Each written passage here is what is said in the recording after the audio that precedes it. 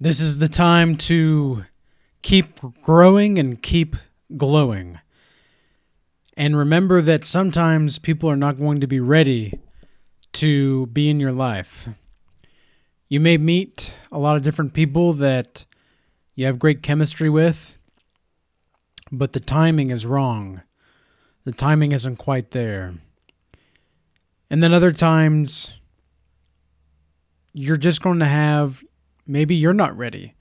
And you're going to have a lot of stuff to do and a lot of stuff to think about on your plate. Maybe you're in the middle of the healing process. And though you want these things and you want to be with certain people in your life, now's just not quite the time. And it's not quite the place.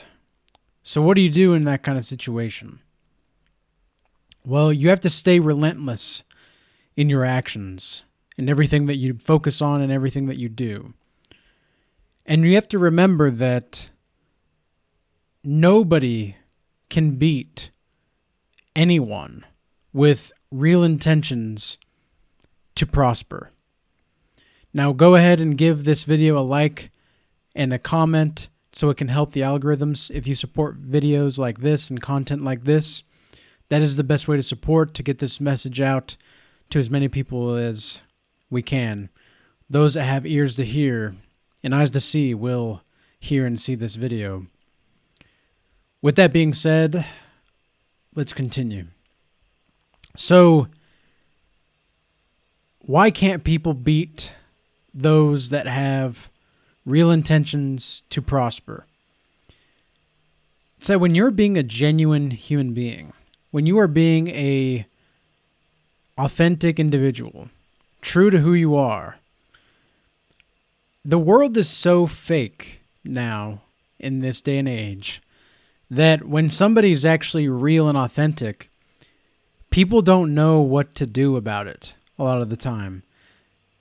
They almost have this look on their face like, aren't you supposed to be wearing a mask like me? No. None of us are supposed to be wearing masks. Unless you're like in theater or something. But still, like, no. This is the time to be who we are and be what you are. That is the best way to go about it. And honestly, I used to hate the advice, just be yourself. Whenever I heard that in the past, oh, just be yourself. Oh man, I wanted to slap the shit out of those people. It's like, that doesn't make any sense. Like, just be yourself. What does that even mean? And now I understand that it is actually just the simplest thing and the simplest advice that anybody could actually give. That is really true and really good, actually, deep down. A lot of people just don't know how to be themselves. We're so used to trying to fit in. And I'm not saying that you don't need social skills, because you definitely need social skills. And you definitely need to know how to properly speak to the opposite gender, to other professionals in your field, to articulate your thoughts carefully, and to listen to your intuition, and to, I don't say let your heart guide you, because I don't think that's really good advice, because a lot of the times it's what our passions are, it's how our passions are resisted is where we find peace. And when we don't really give in to the passions, when we convince ourselves of a story in our head that really isn't true, you're not going to be able to be yourself. So first you have to get at the truth of what's actually going on in your mind. You have to get at the truth of what's actually going on psychologically for you.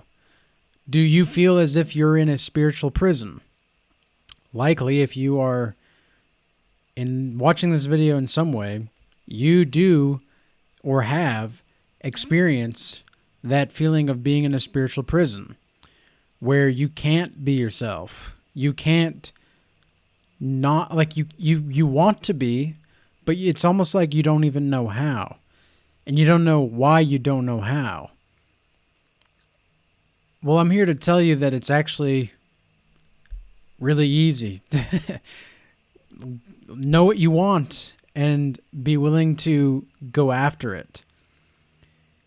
Now, how do you know what you want? Well, what makes you feel alive? What makes you feel fulfilled? What makes you feel like you're on a mission or on a path or on a purpose to something greater?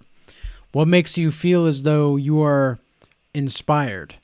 What makes you feel as though you can hope with faith in your soul? What are these things that really drive you? What do you like to create? When was the last time you created anything? Do you dream a lot? What kind of dreams do you have? Are there any kind of things in your dreams or people in your dreams that inspire you to be a better person? Or what kind of dreams are trying to steer you away from the mere reflection of your reality? Because that's what dreams are, right? Dreams are the metaphysical and spiritual mirror that we can look into while we're sleeping, to give us a guide on what exactly is happening, not only in our unconscious mind, but into our conscious mind as well. The dreams that we have are the foundations of our psychological experiences and our psychological processes. How do you have to listen to what the dream is telling you, right? You have to understand that the dream is doing its best to talk about and to show you what it is you need to be shown so that you can move forward. Now, sometimes dreams are very prophetic in nature. I've had a lot of different kinds of prophetic dreams, and I've talked about them a little bit here on this channel and other videos, but as of late, I've experienced a lot of different kinds of dreams where people that are trying to not let me get to my full potential are trying to creep back into my life. And not only is this happening spiritually, but it's happening in the physical world. It's almost like there are certain kinds of spirits that are trying to repenetrate the boundaries that I've set with previous relationships. And I know for a fact that I'm not the only one that has experienced something like this, because some of the people that I do consultation sessions with have also talked about this, how they have experienced, and people in general as well that I've talked to in my personal life, they've experienced these things where it's almost like they feel like there's a repetition of patterns happening in their life with these people, but they're different people than the ones that they were with before. And it's like, that's exactly right. The universe is pretty cool and pretty stingy like that at the same time. You're not going to heal and you're not going to be able to move on until you learn the lesson, until you learn the lesson of love in that situation. Because I truly believe that all of love comes down to spirit and truth. And spirit and truth is derived from not only your internal experience, but also the documentation and the recognition of the experience of others. And we have that through recorded history, through anthropology, through archaeology, through all different kinds of avenues of life. But you also have to know who has your best interest at heart. You also have to know and discern who really wants you to be free. Because love There's a quote by a sage that says, "Love is only authentic when it gives freedom." It's almost like you're placing your hand out and it's completely open, and you don't try to grasp it. You keep it open. It's like having a note in the palm of your hand, and you hold out your hand to this person. Do you want the note? Yes or no? Like, they can take it out of the palm of your hand because it's open. And when you are able to give authentically that freedom without any boundary or without any intent to control the nature of what happens after they take the note, that is when you know that you have given someone freedom. And I'm pleased to say that I was able to do that today with a sister that I was talking to out and about. And I don't know her very well, but I do know that because of my empath abilities and just I can see that she has gone through a lot of trauma and that she's working through it, and she's doing fairly well going through it, and I wanted to encourage her. And so I liked also I don't like talking very much when I'm out and about, but there are the few people that I do like to talk to that I believe are our brothers and sisters of Israel. And so I think that we should strengthen those bonds, and that we can remember that men and women do not have to be enemies. Men and women do not have to go to this unconscious war between each other. Men and women do not have to have this cold war between the genders. We are complementary. We are supposed to support each other. We're supposed to encourage each other to go after the things that make you who you are. And it's yours. It's yours for the taking if you want it. You just have to do it. And this is why I also say to stay relentless in your actions.